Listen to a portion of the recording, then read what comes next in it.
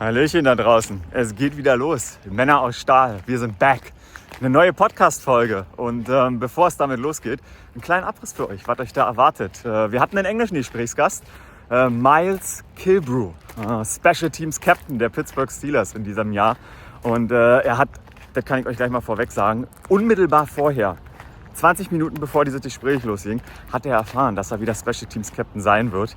Und das ist für ihn was ganz Besonderes. Erklärt ein bisschen, warum das so ist. War ein schöner Moment, konnte er mit uns teilen. Und der war insgesamt ein sehr energetischer Gesprächspartner. Der hatte Bock, ein paar Geschichten zu erzählen. Ich hatte den Eindruck, dass das nicht nur so ein Pressetermin für ihn war, sondern dass der wirklich Lust hatte, sich ein bisschen damit auseinanderzusetzen. Hat von Julius Welschof ein bisschen erzählt. Er und Julius zusammen an der Line of Scrimmage. Das ist der große Traum von beiden. Und dann auf Deutsch ein bisschen kommunizieren, sodass die Gegenseite nicht weiß oder verwirrt ist. Worüber sprechen die? Was machen die jetzt? Das steht für ihn auf dem Plan. Er hat Maschinenbau studiert. Und deshalb einfach irgendwann eine deutsche Affinität entwickelt, weil er gemerkt hat, hey, so viele Sachen, die ich hier lerne im Maschinenbau, die haben was mit Deutschland zu tun. Und dann hat er angefangen, sich ein bisschen damit zu beschäftigen. Auch wenn Deutsch sprechen ein bisschen zu kurz kommt in den letzten Jahren, da war er drin. Und großes Erlebnis für ihn, der BVB. Da war er letzte Saison zu Gast. Konnte sich das mal angucken, die Gelbe Wand, und hat wirklich davon geschwärmt und meinte, diese Dringlichkeit bei einem Fußballspiel, obwohl es 34 Saisonspiele sind, das hat ihn beeindruckt. Er kennt das natürlich aus der Football-Saison, 17 Spiele, ein bisschen weniger Raum für Fehler, fand er beeindruckend, und die Choreografie ist doch einstudiert, meint er. Das üben die doch da in der Kurve. War ein cooler Einblick. Und das noch zum Abschluss. Großer Jugendstar, Vorbild war für ihn Troy Polamalu. Und das sind immer besondere Momente, sagt er, wenn er da durch die Facilities läuft und dann auf einmal so ein Star seiner Jugend auch da ist. Will man sich nicht anmerken lassen, dass man zu fanig unterwegs ist. Aber er sagte, das ist für ihn ein Glück, dass er dabei sein kann. Und generell hat er ein bisschen darüber gesprochen, wie groß er dieses Glück empfindet, immer noch in der NFL sein zu können nach 10 Jahren.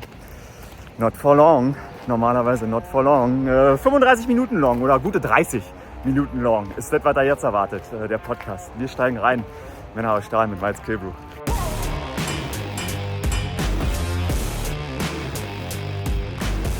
Miles Killebrew, I say hi. How you Hello. greet me? Hello, a little Hallo, German. ja. Hallo, Steelers Deutschland. Hallo, Steelers Deutschland. I like that. I told our audience that you are not only a smiley guy, you are with good impressions every time I see you, but you have a reason to smile a little brighter right now, because I prepared that to ask you, do you know if you are team captain again? And they told us that they told you. Yeah, Coach Tomlin just shared with the team the results of the vote. And I got to tell you, Christoph, I am completely honored. It has been such an exciting time here with the Steelers. And, with the changeover in the team, you never take anything for granted. I'm not out there running a campaign or anything. And so the fact that they voted me special teams captain, I'm honored. But I'm humbled also because I know what that means. I'm not the offensive captain. I'm not the defensive captain. I'm the special teams captain, which means that they understand that not only do I love special teams, right, but I have to go out there. I have to be holding the banner, if you will, and have that excitement every single day. And I have to hold these guys accountable. I have to bring these rookies along with me, and that's something I'm more than confident in my ability to do, and I'm honored that they see that I take it that serious. So there were a few things to unpack. How does Mike told that the team? Was it like in a huddle, or how does it work? Right after practice, he calls everybody up and he introduces, "Hey, here's your captains for this season." And he brought up Aaron Rodgers, of course, TJ, 97, and then 28. That's me. And so everyone claps and we go about our business. All right, see you guys Wednesday. And that was it. And I learned that is a voting process. It is From the It is. players. Yep. Okay. And Interesting. that's what's so special, Christoph, is Yeah. the fact that it is a voting by the players. Because I got to tell you, if it was by the fans or anybody else, I doubt I'd be a captain any of the times, right? I like And that. that's okay, and that's okay. But Yeah. dude, I'm so honored that the guys they see that in me, and they have no problem, Yeah. kind of running us aside me because special teams, it's not me at the front, as you know. Yeah. It's everybody together, Yeah. and that's how we move. We move as a unit, and I love it. But that is kind of, you must lead by example, because since 2016 you entered the league, nobody in the league played more special teams snaps than you. The odds are an NFL career is about 3 years long. You're entering your 10th. How do you beat the odds? I wanted to start with that question. How do you beat the odds? Well, Christoph, I understand. I'm not when I say this, I'm not qualifying it in any way, and I'm not trying to Yeah. desanitize it or anything, Mhm. or sanitize it, desensitize Sanitize. myself. Yeah. Um, but I am a believer in God. That's my center. Uh-huh. Jesus Christ, that's my center. I see it as a gift. Mhm. That's how I see my career. I see it as a gift. I just kind of it allows me to play free in that sense. I don't have to rely on myself Mhm. and say, hey, it's because of me that I've made it this far. Because then if the opposite were to happen, right? If for some reason this is my final year, if some tragedy happens, then Mhm. that would just be a lot to bear on my own. And so I put it all we have a chaplain on our team, Chaplain Kent, and he has these shirts that say deflect the glory. And that's kind of the onus of it, is we just deflect all the glory and all the blame on Jesus. And it makes it so much easier, Christoph. And so that's why I am here today. Year 10, defying the odds. That's crazy, dude. I could not describe it any other way. I like Most that. people would say luck, but that's kind of how I've been here so long. I like that because I interviewed a couple of football players, and I always ask the question, what believe in God gives you? Because there are a reasonable amount of people, and I never Right. heard that answer, and I really liked it, and I think this gives people like me. I I have gone to church, but I'm not really a believer, but I can understand how does it help you. Yeah, and that's fine. That's good. I'm not one of those guys who thinks God's up there, taking notes on the over under and Yeah. saying, hey, you know what? These guys did they were in church a little bit more. Yeah, yeah, I'm yeah. taking the over on this one, right? I don't think that at all. It's more of because there's a lot of believers in the game, That and is we cool. always pray at the end of the game, and it's really fun. But I really do feel like it's one of those things that it's you got to have a relationship with something, with Mhm. someone, Mhm. and I choose to have my relationship in Christ. But yeah, man, that's it. I like that. Okay, let's start Mhm. with this because Sure. in soccer in Germany, I know there are 17 fan groups right now. They say he's lying. That's not my team, but we have 18 teams in the German Bundesliga, and like there is kind of a come to Jesus moment if you see the yellow wall as a Oh, soccer fan, as a soccer player for the first time. This is like everybody in Europe knows this and knows this is one of the best, maybe the best. You saw that, and now you are like a TikTok star. The clip of you seeing the yellow wall has about 5 million views, 100,000 likes. Tell me how it's listen, been. Christoph, that was genuine. I have seen a lot of sports. I've seen a lot of sporting events. I've been college football, Hmm. right? I've seen a lot of. I've been to hockey games. That was a genuine reaction when I saw that yellow wall. Hmm. It was also an introduction to German soccer for me at all. Hmm. And so when I got to see that, I mean, I'll never forget it for the rest of my life. I saw That's some cool. comments. People are like, "Oh, he's exaggerating." I promise you, it was beyond words for me Hmm. because I could not fathom in my mind that many people willingly standing shoulder to shoulder, stomach to back Hmm. for that length of time, Hmm. and they're doing chants that have to be rehearsed. Yeah. I'm like, what? Rehearsed by practicing. Who's doing this? Yeah, Yeah, yeah, like yeah, who's yeah, signing up to do this? And yeah, so the yeah, commitment, just the sheer commitment to get that many people yeah. to do that was fascinating. It And, was fascinating to watch. and I can tell you, there are always hating comments in the internet, but I think why so many people saw that and why so many people liked it is they know that you may be for them exaggerating, but it was genuine, your reaction. Yeah. And because for us, there's so much into it that it matters Hmm. a lot for us. And if someone who never saw that has that reaction, it shows us that it matters for a reason. I think Yeah. that is an interesting point. But now you can tell us. Oh, you want to say something? No. No, I was just going to say it does matter. And it was cool because kind of the added layer, I was able to go behind the scenes and meet Mhm. the players, and I was able to meet front office and, the coaches. And so when you have that many people, the fan base who is that committed and that into it, right? It was really cool from my perspective to see that there were good guys on the other end of it, Mhm. right? There were Mhm. people who cared just as much Mhm. about their profession. I mean, dude, when I went there, it was a loss. We Yeah. lost that game. I say we like I'm on Yeah, their yeah, team. like yeah, of course. We lost that game, and I've never seen a GM, a coach that upset, heartbroken after a game. Yeah, wow. And um it was Wow. really interesting to see that. Mhm. Now, obviously everyone's mad when you lose a game, but I mean it was like a next level of like heartbreak, like I got to sell my house and move my kids out of the school, and like it was like just a complete sheer, like the season was over Interesting. and they still ended up going and winning later on, and Absolutely, so the absolutely. season was not over. Yeah. But you would have thought it was just the end of the world, and I was like, wow, this is so cool to see the collective buy-in, Mhm. um, and Mhm. how much is at stake here. I thought it was like, a playoff game, Like a like we're playoff. going into the. Yeah. Yeah, I thought that's what it was. Like it was like, hey, everyone's done after this, pack your lunch, but it wasn't. So it was cool to see that. This is It so was just cool. kind of cool to see that everyone, yeah, cares that much. It was fun. And the we was maybe not on purpose, but there is a connection between BVB and Pittsburgh Steelers. There is a partnership, and that's why we love, and I think everybody from Steelers Nation love that you already say we. I wanted to ask you because this game matters so much in Europe.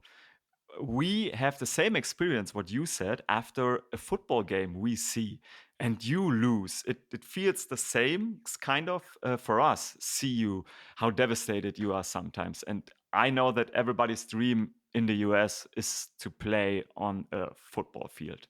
So what is the moment you cherish the most when you play a football game? The moment I cherish the most, football is a little bit different, American football, because our urgency is built in, Hmm. just from the sheer length of schedule, the fact that we only play 17 games are guaranteed. And so that's why it was surprising to me to see, this soccer match. It was like devastating when they lost because I was like, Hmm. don't you guys play 50 games? Like it doesn't, Yeah. but it was cool to see that because for football it's built in, right? Like you have to win this week because you lose two or three in a row, all of a sudden you're getting 8 games in the season and guys are booking flights home because Hmm. they know mathematically they're out of it. It's urgency. Hmm. Not to mention you're going out there and every play is like a car accident, and so your Yeah. body is on the line physically, like it is Uh, a crazy game.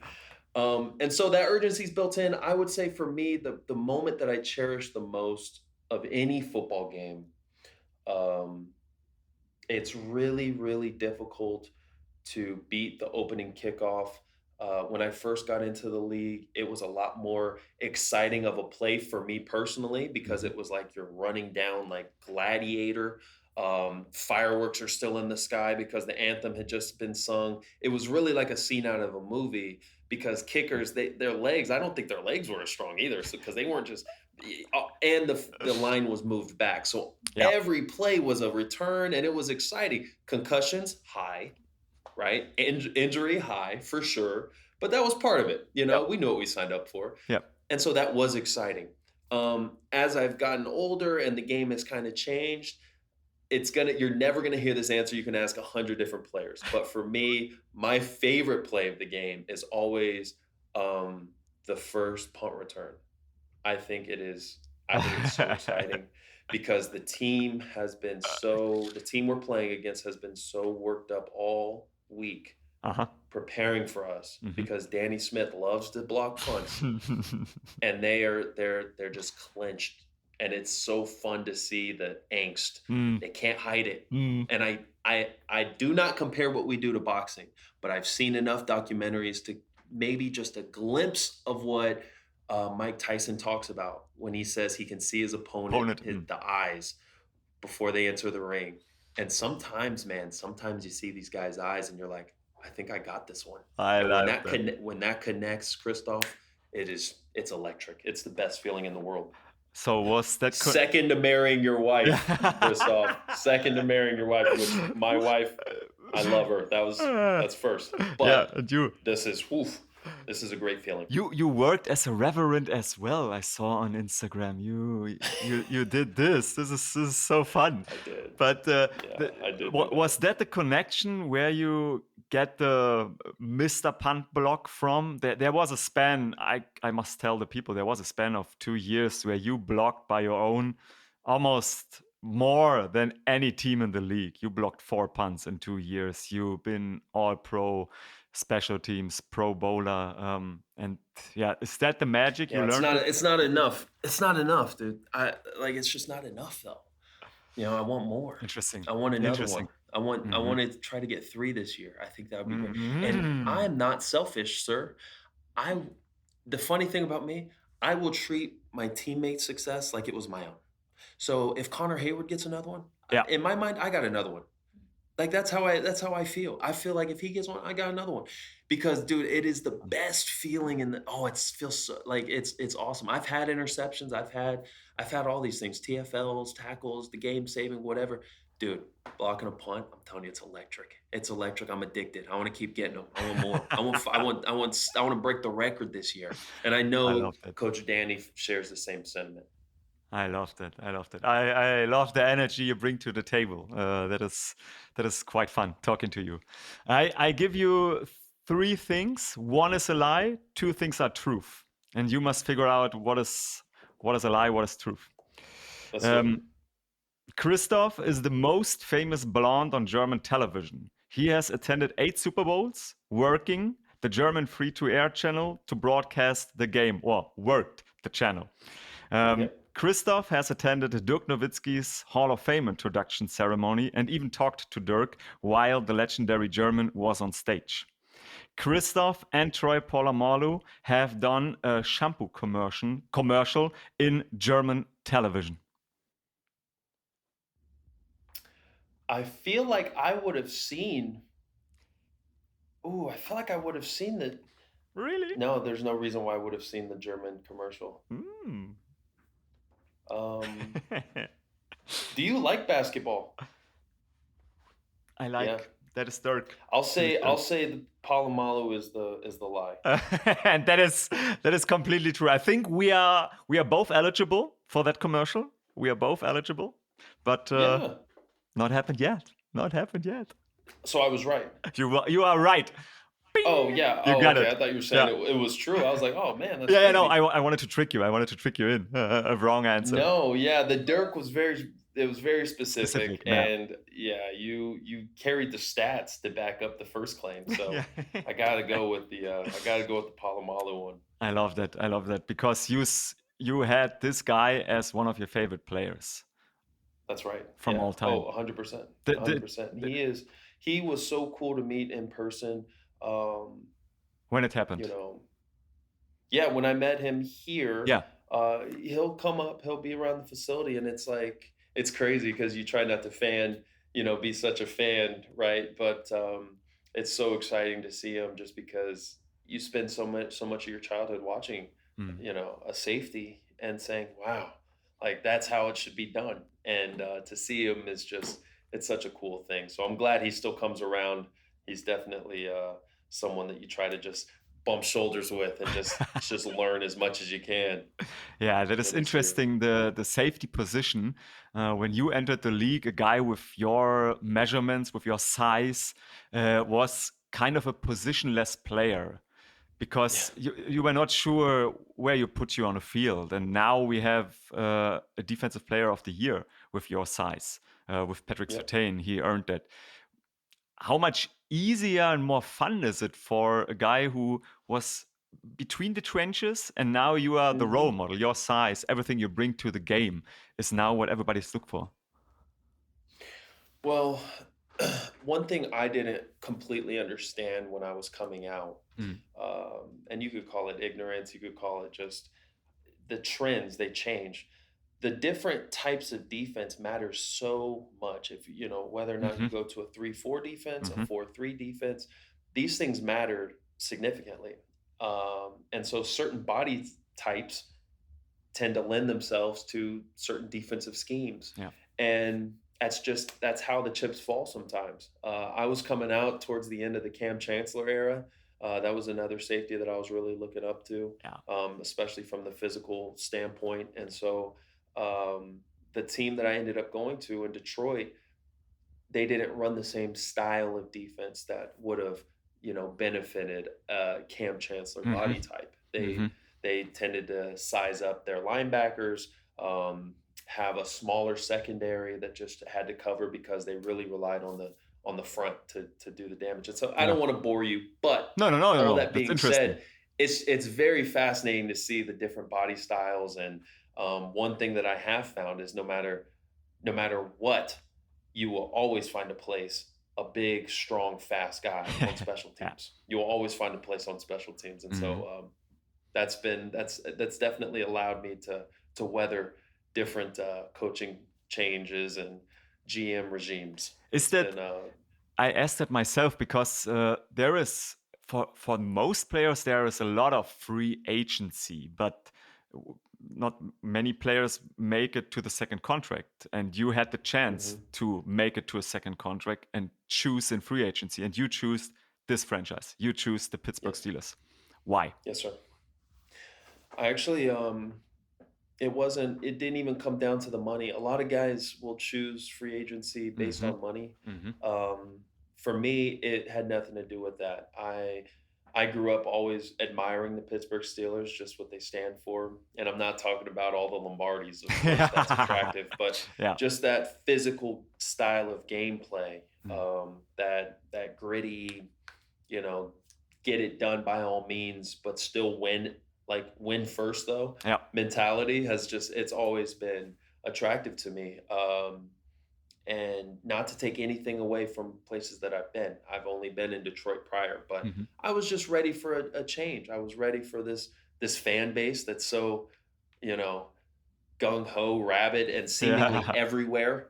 Seemingly everywhere. In the city, or you're in different? No, I'm talking about in the world. I haven't played an away game since I've been here. It's incredible. There's fans everywhere. There's Steelers fans everywhere. And so that was fun. I really enjoy that. And, I lean on God. He tells me where to go. I say, okay, I'll trust you. It just so happened to be a place that I really was excited to go. And so it all worked out. Me and my family have been excited, and it's been a heck of a ride that I hope is still just climbing all the way to the top, all the way to the Super Bowl here. Steelers Nation loves that as well, that you are with us. So how many of those Steelers fans are talking German when you meet them? Some. I actually was able to do in Latrobe. There was this couple, and they came from Germany, and they only spoke German. Tell me. I was able to. It was really fun. Of course, like when I'm on the spot, I get all nervous. But talking to them, it was really nice. I was able to welcome them, of course, in German, and tell them, that I was happy they were there. They introduced themselves, told me where they were from. I said,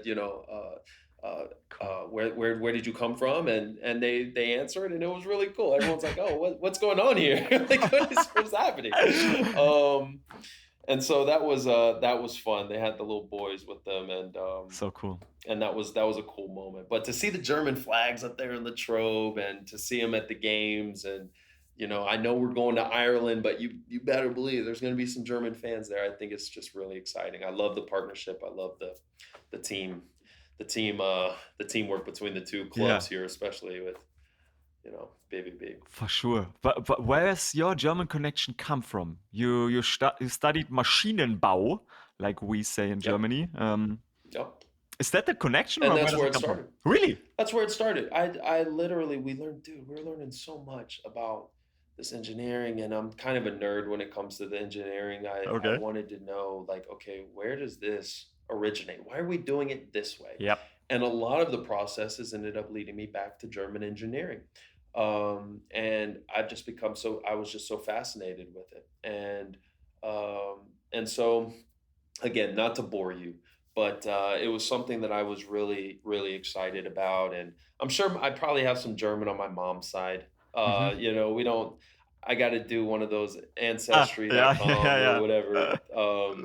Because as far as I know, I'm just Indiana white and Indiana black, but Yeah.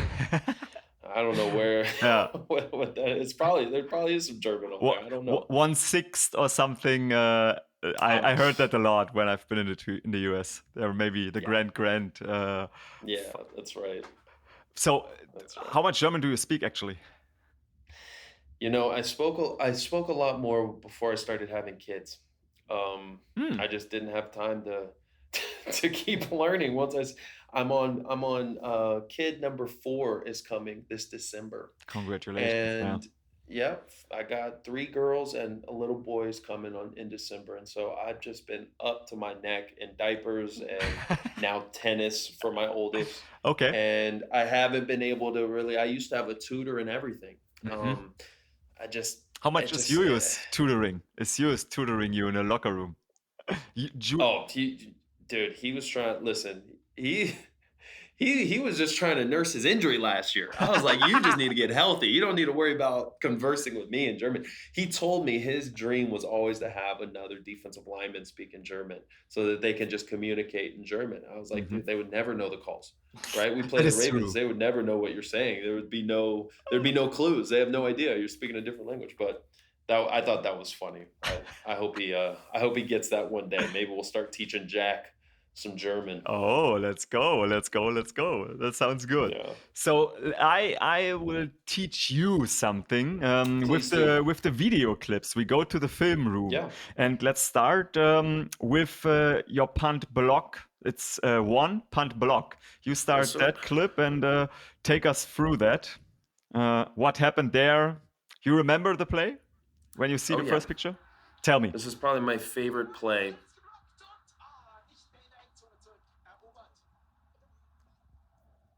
Oh yeah, we're watching the zoomed in version here. Oh, okay, yeah. This was probably one of my favorite plays, if not my favorite play, Tell me. since I've been playing. Because hold on, dude, I gotta watch this. I still can't believe he didn't get it. I still Yeah, can't so believe he didn't sad, get right? it. That he didn't get his knees in bounds. Yeah, so They're clear. not going to show the other angle. We Huh. don't have the other angle. But as you know, obviously, the Ravens are Mm.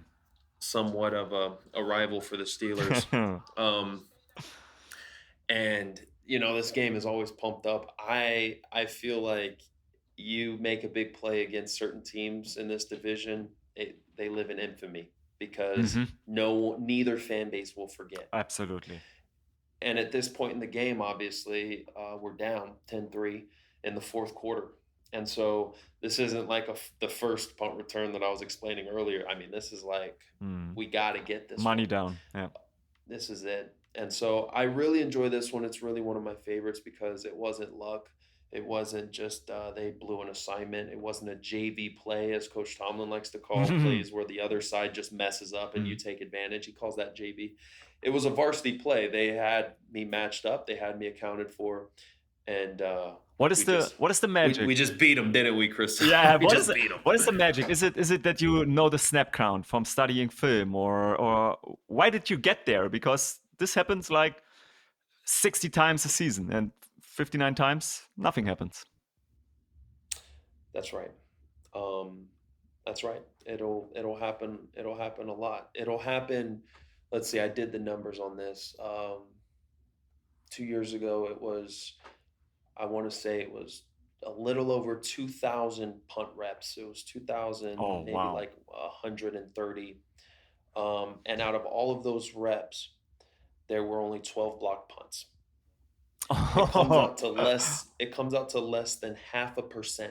chance of any time that you punt the ball. Less than Interesting. 0.5%, 0.05%, that you get it. And so it's not great odds, you know. It's not great odds at all. And so there's a lot that has to happen. Yes, you can't lose a step in the start. Yes, you have to beat the guy in front of you, like I did here, and then you have to beat the PP, which I play PP.